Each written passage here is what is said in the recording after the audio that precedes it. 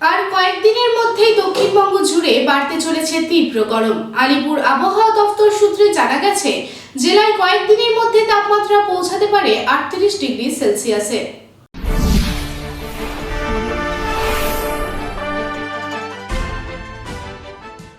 আর কয়েকদিনের মধ্যেই দক্ষিণবঙ্গ জুড়ে বাড়তে চলেছে তীব্র গরম।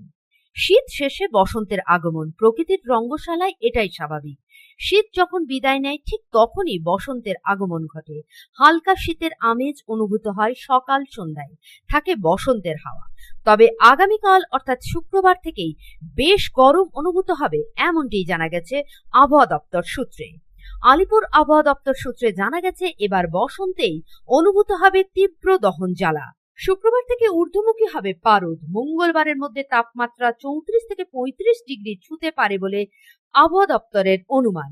জেলায় তাপমাত্রা ছুঁতে পারে 38 ডিগ্রিতে। একদিকে দক্ষিণবঙ্গ গরমে পূর্বে, আরেকদিকে উত্তরবঙ্গে সোমবার পর্যন্ত বৃষ্টির পূর্বাভাস রয়েছে, যদিও দক্ষিণবঙ্গে কোনো বৃষ্টির সম্ভাবনা নেই বলেই জানা গেছে। Bureau report, public times. छोटे, तेरी पहली मोटरसाइकिल कैसी होगी?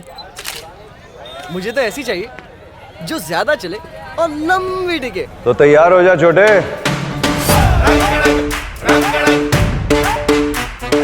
अरे मोटरसाइकिल लेने के लिए होंडा की 100 आ रही है, जो ज्यादा चले ज्यादा टिके। आ रही है होंडा की 100, होंडा के भरोसे के साथ।